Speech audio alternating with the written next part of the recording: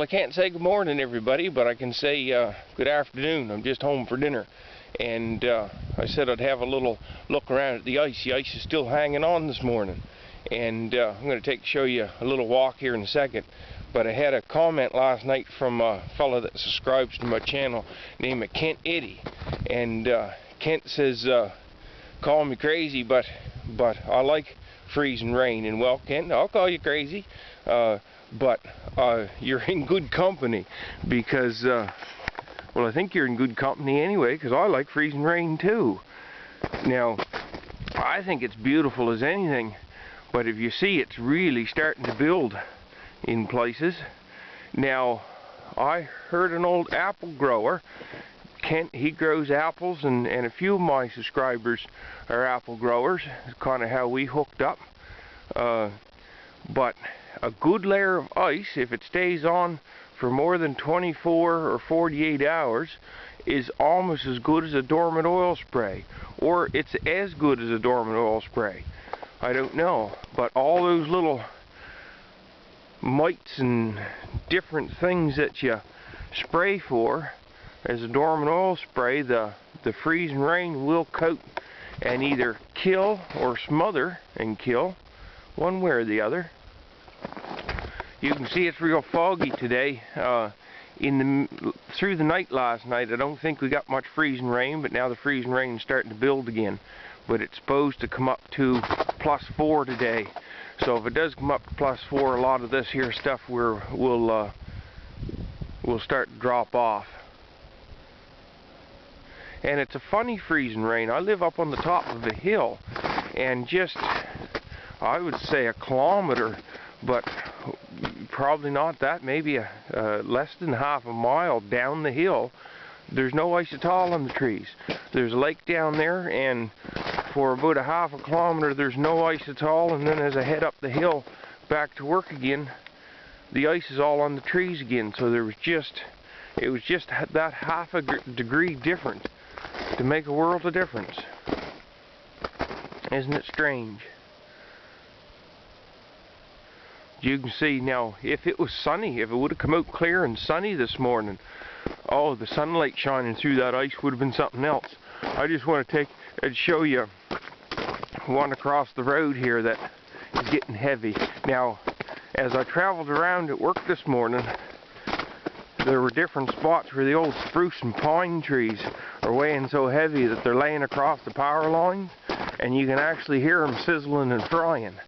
Now sometimes the power line will just sizzle and fry its way through the limb, and the limb will break off and fall away and be okay. But if the top breaks out of a tree, sometimes then the power, it'll blow a breaker and the power will go off for a little bit again. But they seem like they fix them pretty quick around here. Yesterday we only had it off for about 4 hours, and I thought that was pretty good. I guess up in Ontario they're dealing with a lot more freezing rain than what we had. But isn't that pretty?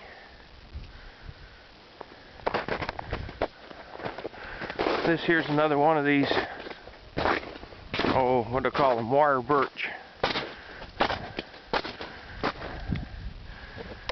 Look at the ice on the wire birch.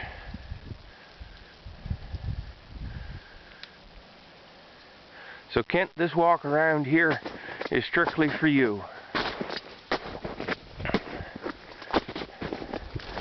And if we're into Christmas pictures, there's wild rose. And look at the rose hips.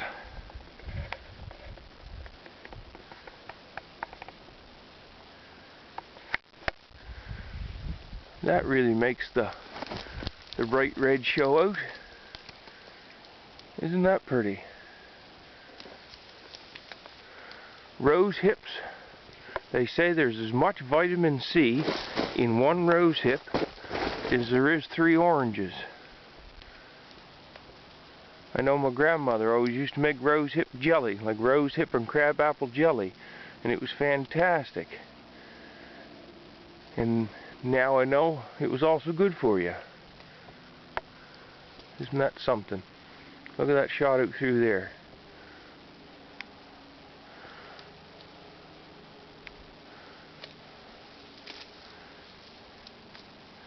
Well, I won't totally bore you too much with the freezing rain, but I just thought I'd come home dinner time and I'd film this. I didn't know whether by tonight or not, when I come home from work, whether the ice would still be on here or not.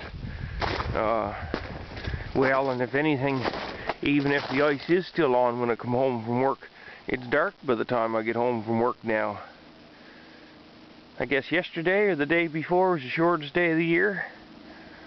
So from now on, oh, happy winter solstice to everybody. From now on, our daylight will get a little longer and a little longer. Of course, through the month of January, I think we only gain 28 or 30 minutes. But then once we get into February, we'll gain 45 minutes or an hour, and that really starts to make a difference in February. And with our warming trends that we've been having lately, sometimes we can get really nice warm Marches. Now, John, I subscribe to a guy from Dorset named John Simpson, and now we're not talking your warm, John, not green grass and being able to plant the garden warm, but our warm as in melting in some sunshine, and oh, February, March will be tapping time. Have a good one, everybody.